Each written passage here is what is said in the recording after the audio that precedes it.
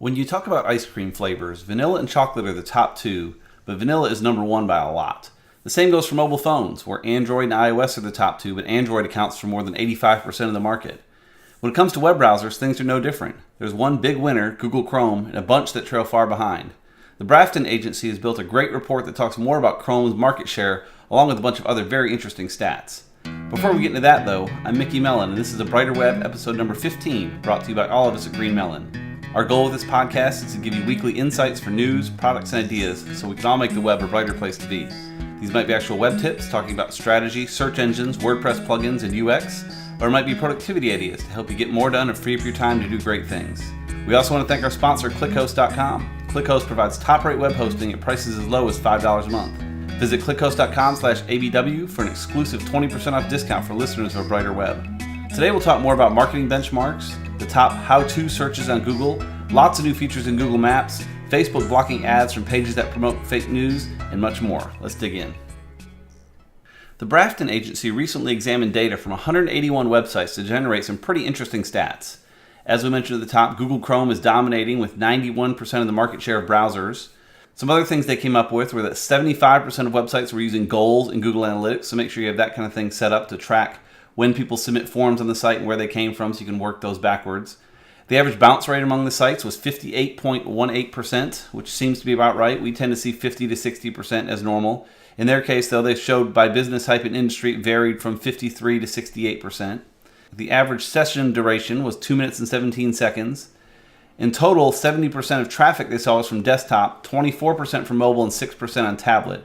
B2B was about 78% desktop, whereas B2C was only about 55% desktop. We have a link to the full benchmark study in our show notes so you can check it out and see for yourself what they discovered. There was another interesting study done showing the top how-to searches on Google. The site howtofixatoilet.com, with dashes between every word, has the details about these searches, but it's interesting to see what some of the top ones were. A few of the top ones included how to make pancakes, how to kiss, how to make money, how to tie a tie, how to lose weight, and how to make slime. It's very interesting data, including popular times of year for some searches, such as how to ask someone to prom, and historical data for other searches similar to slime for things like how to make loom bands and how to do the cup song. We have a link where you can explore the data for yourself in the show notes, and it's worth checking out to see what some of those how-to searches are and see if any match your industry for things you could be writing more about. Google Maps is becoming an increasingly important area to focus on if you're a business with a local focus, so here are a few things that have changed in the past week on Google Maps.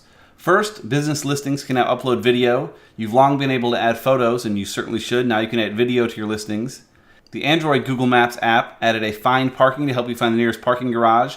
It's presumed that will be coming to the iPhone version as well pretty soon. And Google's done a big push to help students explore their college campus on Google Maps. You've been able to explore it for years, of course, but there are some new features including more details on buildings, expanded Street View imagery, and encouragement to use the search feature to find coffee shops and other local businesses of interest. Again, it's important to have your business listed well and represented well in Google Maps for things like this so you come up when people need what you have to offer. Google seems to be playing around with a new local ad panel to see what's in store on the right side of the search results, where a local business will have their info on top and then a search box below where people can search that store's inventory directly from the search results and kind of browse through it without actually visiting their website. This is a paid ad feature, so something you have to pay for once it rolls out more widely, and it's hard to find right now. It's just kind of rolling out in small pieces. Searches including Best Buy seem to be the most likely to pull up this feature. It's still a bit hit or miss, but something to keep an eye on, and if you're a store that sells products, it's something you'll want to look into in the future once that rolls out more widely. A joke among marketers is that the best place you could hide a dead body would be on page 2 of the search results. No one ever goes there. However, Google might be getting rid of page 2, at least on mobile, pretty soon. They're testing a version of the mobile search where instead of next loading a next page, you'll simply see a see more results button at the bottom that loads more in via Ajax and kind of keeps an infinite scroll going down the page. It's just a test for now, and Google tests out lots of things that don't make it, but on mobile this seems to make sense. There's no need to have people click next and load a whole new page when you can see more results and keep it going down at the bottom. So we'll keep an eye on that. Won't really affect you too much. Perhaps it'll get people browsing deeper into the listings if they're not having to go to new pages, but we'll see how it goes. And again, Google tests a lot of things. This may or may not stick, but something to keep an eye on. We've talked before how it's important to have your content organized in a way that Google can really understand it, so things like Google Assistant can help showcase your site. But Google's begun to push Google Assistant out to more and more devices, and it's becoming more and more important that you follow suit with that. Google's announced that this is coming to more speakers, appliances, and other devices, and the appliance angle is interesting. You could tell Google to start vacuuming if you have a Roomba or similar device, or ask, "Are my clothes clean?" if your washing machine is supported. Some interesting implications of that. Amazon Alexa already does some of this, so it's fun to watch Amazon and Google continue to fight each other by adding more features to their devices that benefit all of us.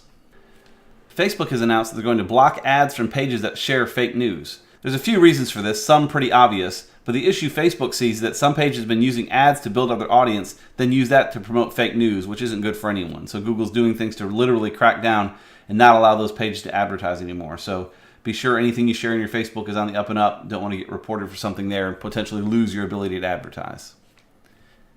And lastly, for our tip of the week, is to start or join a Slack team. At Green Melon, we use Slack a ton. There's just 7 of us on the team, yet we've sent over 20,000 messages in Slack. So a few ideas for you to think about. If you're part of a team, create a Slack team for all of you to use and catch up. You could be a distributed team, you could be a local team, or like us where we're a little bit of both. Slack is a great place to bring everyone together, mostly for water cooler talk, but you can also get some business done in there. In addition to that, you can look to join an existing team. We have one for A Brighter Web. You can check out, go to abrighterweb.com/Slack to get info on that. Or you can find them for people that are fans of the Genesis framework, people that use Beaver Builder, lots of other things there. And lastly, look to join the official WordPress Slack team. It's enormous with tens of thousands of users, but it's really neat, especially in the core channel, because you can literally watch them discussing the launch of each new release of WordPress and see the moment they are all ready to hit go. It's fascinating to watch all the release leads in there as they talk about the moment they're leading up to actually pushing the button to go live. You can watch them talk about it there, and then suddenly you have updates on your site. It's a neat way to stay in touch with what's going on. So that's all we have for this week. You can find me on Twitter at Mickmel, M-I-C-K-M-E-L, or learn lots more at greenmelonmedia.com. You can find out more about the podcast, including show notes and links, as well as video tutorials and many other resources over at abrighterweb.com.